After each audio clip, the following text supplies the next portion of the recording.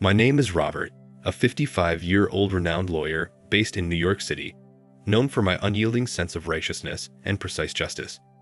Up until recently, I was contentedly married, or at least I thought I was. I met my wife, Veronica, in college.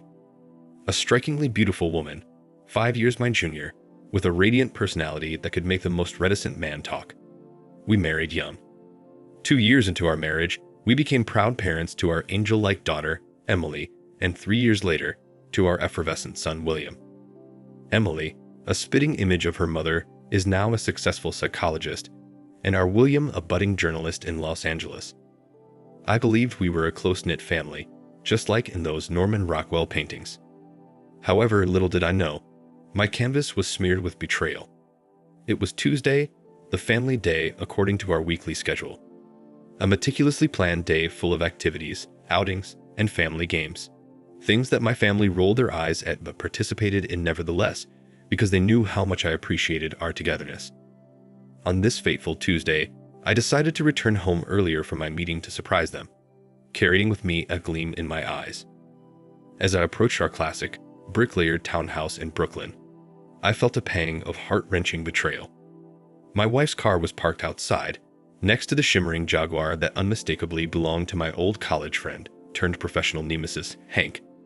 I quietly made my way inside, moving as stealthily as an individual recovering from an old football injury could. The sound that greeted me was a mixture of giggles, whispers, and clinking glasses. As I cracked the living room door open, I saw Veronica in Hank's arms, their laughter echoing obscenely in the silence of my recently shattered world. My heart convulsed in agony, but I was a lawyer at heart. I was wired to think before I acted. I collected evidence, photos, videos, Hank's expensive watch he'd left behind one night. An ironclad case was forming. But I didn't want justice from a courtroom, not this time. I wanted personal atonement. For the sake of my children, I feigned oblivion. I wasn't going to let my wife's infidelity ruin their perception of love. Emily was on the brink of her own marriage, and William, he was just discovering romance. They deserved a chance at love unmarred by their mother's choices. Months passed, and my plan began taking shape. As a family lawyer, I was well versed in divorce proceedings. I manipulated my assets, making sure my children were well secured with their inheritance. I sold off our family home to Emily under a legal pretext, ensuring that there would be a roof over their heads if things went sour. Meanwhile, I convinced Veronica to sign documents, sugarcoating them as assets protection forms. How she was effortlessly duped. I credit to a combination of her guilt and my convincingly played naivety. The day of reckoning came during our home's Christmas gala. Our entire community, friends, and family were present. A festive atmosphere that was about to witness an unparalleled spectacle. With a champagne flute in hand, I stood up for a toast, my voice echoing in the room. Today, my friend Hank and my loving wife have gifted me an early Christmas present. The room was silent as I played a video, which bared all. Veronica's face turned pale and Hank, he looked like a fish gasping for air. I ended my speech. With that, I'd like to wish everyone a Merry Christmas. To Veronica and Hank, I wish you a lifetime of happiness, as I, too, intend to find mine. Confession, humiliation, divorce papers, all served together. A dish best served cold. Days turned into months, and amidst the shambles of a broken marriage, I found solace in solitude and the promise of a new beginning. Veronica and Hank, they carried the shame of their adulterous escapade. Veronica and Hank were humiliated, and I, though scared, held my head high, my honor restored. I lived not just as a beacon of justice in the courtroom, but also in my personal life. Unanticipated, perhaps, but I was a living, breathing adage of a stitch in time saves 9.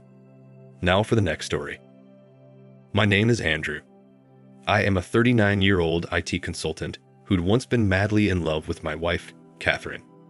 She, 35 years old, was an art curator, elegant and captivating, weaving magic with her words. Life threw us lemons, from battling miscarriages to losing our parents. Yet every incident compounded our resilience and made our bond stronger. Until one day, it didn't. We were married for 13 years with 2 beautiful kids, a 7-year-old boy, Ethan, who was bursting with curiosity about the world, and Leah, our 4-year-old princess, brimming over with giggles and a love for art like her mother. However, all the laughter evaporated when I stumbled upon a truth that upended my life. It was late October. The leaves were changing, and so was Catherine. She started spending late nights at work, became secretive about her phone, and the sweet intimacy that defined our relationship mutated into a cold distance. Something was wrong, but I refused to believe my worst suspicions. Not until that fateful day when a forgotten phone opened the Pandora's box. I found texts, not just one or two, but months' worth of amorous exchanges between my wife and her co-worker, Marcus, a prominent art dealer known for his suave charm and notorious flings. Catherine had become another conquest for him. My heart shattered into a million fragments. As I put the kids to bed that night, the echo of their laughter was a stark contrast to the deafening silence within my defeated heart. I decided to confront Catherine, but not before having a perfect retribution plan in place. I started gathering evidence, text messages, phone records, and photographic evidence of their affair. Simultaneously, I began working more from home, spending quality time with Ethan and Leah, building memories as I was acutely aware that things were about to get ugly. Catherine remained oblivious to the brewing storm, her signs of guilt masked by the thrill of her deceit. On a cold morning in December, I filed for divorce based on infidelity.